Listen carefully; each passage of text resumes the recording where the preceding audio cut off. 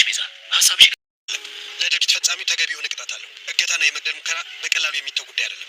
እኛ እንደ ቤተሰብ አውርተናል። ክስ መመስረት አንፈልግም። ነገሩ ከዚህ በላይ እንዲሆን አንፈልግም። ምን አይነቱ ደረቅ ነው? ሲጀምር እንዴት ከእንደዚህ አይነት ሰው ጋር እንደምግባባ አሰብኩ። ባሻቸው ቁጥር ሲቀያየሩ እኔም አብሬ በእነሱ መንገድ መሄድ አለ። ቤዛን ያገተውና ሳሚን ሊገድል የሞከረ ሰው እኮ በነፃነት እየተንቀሳቀሰ ነው። ማማዬን ውጭ ወስጄ ላሳክማት ነው። ውጭ ሕክምና ምን ማለት ነው? ቆይ ዋናው ነገር የማማዬ መታከም አይደል? ሌላው ነገር እኮ ትርፍ ነው። ምንም የምትደብቀው ነገር ከሌለ ለምንድን ነው መናገር የፈራው? ቆይ ምን ነው የምነግርህ? አሁን ሉሲ የሆነችውን ብቻ መገመት አይደለም፣ አውቄዋለሁ። ጽንሱ ወርዷል። ጽንሱን አስወርዷለች? አዎ እርግጠኛ ነኝ አስወርደዋል።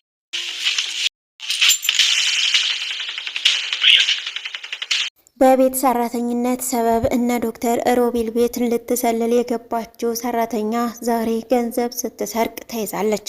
የሳሚን ልጅ በሆዴ አላስቀምጥም አስወርደዋለሁ በማለት ውሳኔዋን የወሰነችው ሉሲ ዛሬ ላይ ሀሳብና ምኞቷ ተሳክቶ ልጁን አጨናግፋለች። ፖሊስ ዘገየ፣ ክሱን አቁመነዋል፣ ያንተን የእህት ልጅ ልንረዳ ወስነናል፣ ክሱን እንድትተውልን በማለት ሉላ ብትማጸነውም እሱ ግን በፍጹም እንደዛ ሊሆን አይችልም፣ የሰው ሕይወት ለማጥፋት ያሰበ ሰውና እንዲሁም ደግሞ ሰውን በማገት የተጠረጠረ ሰው የእጁን ማግኘት አለበት። እህቴን ብትሆን ወንጀለኛ በመደበቅ ወንጀለኛ ናት። ስለዚህ የእጃቸውን ያገኛሉ፣ ክሱ መቋረጥ የለበትም በማለት ወስኗል። ሰላም ጤና ይስጥልኝ ውድና የተከበራችሁ ተመልካቾቼ እንዴት አላችሁ? እግዚአብሔር ይመስገን እኔ በጣም ደህና ነኝ። በያላችሁበት ሰላማችሁ ይብዛ እያልኩኝ ለዚህ ቻናል አዲስ ከሆናችሁ ሰብስክራይብ በማድረግ ቤተሰብ ሁኑ። እንዲሁም ላይክ፣ ሼር በማድረግ አበረታቱኝ። እስከ ቪዲዮ ፍጻሜ ድረስም አብራችሁ ይቆዩ። ሀሳብ አስተያየታችሁን በኮሜንት አስቀምጡልኝ። በዛሬው ድራማ ቤዛ ክፍል 128ን ይዤላችሁ መጥቻለሁ። እስከ ቪዲዮ ፍጻሜ ድረስ አብራችሁ ይቆዩ። ካንተ ጋር አብሬ በፍቅር አረጃለሁ። ሳሚ የሚባል ነገር ከዚህ በኋላ ምንም የማስታውስበት ነገር የለም። የሳሚን የሚያስታውሰኝን ልጅ አጨናግፈዋለሁ በማለት የወሰነችው ሉሲ በባለፈው መድኃኒቱን በመውሰድ ስታጣጥር አይተናት ነበረ። በወደቀችም ሰዓት እንግዲህ ዶክተር በመምጣቱ ህይወቷን ሊያተርፍላት ችሏል። አመሰግናለሁ። እኔ እኮ ክፉ ሰው እያልኩኝ እንዳንተ መልካም ሰውን እስካሁን ራሱ መበደሌ ጥሩ አይደለም፣ ይጸጽተኛል በማለትም ተናግራለች።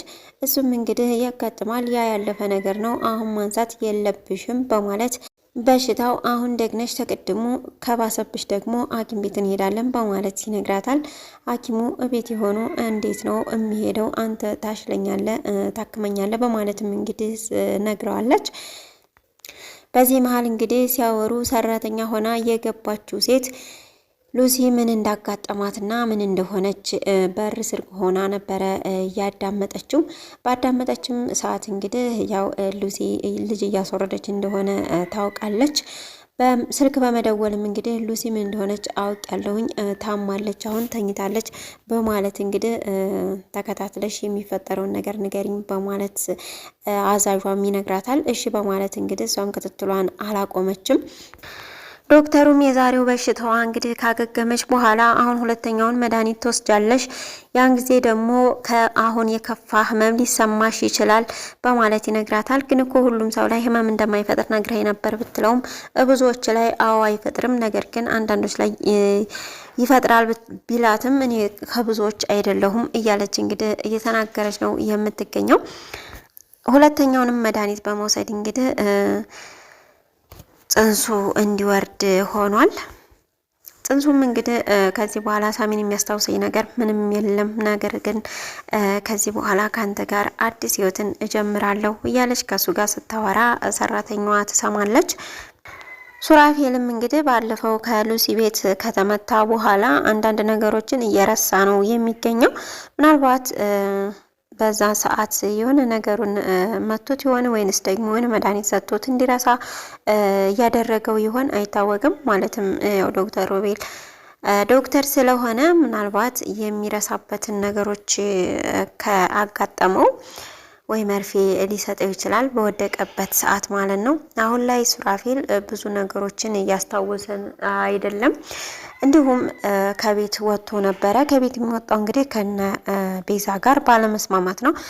ቤዛ የዘገየን እህት ልጅ እናሳክም እንርዳቸው በማለት ባመጣቸው ሀሳብ ምክንያት እንዴት ለገዳዮቻችን ለጠላቶቻችን እንርዳት ያለሽ በማለት ከቤት ወጥቷል።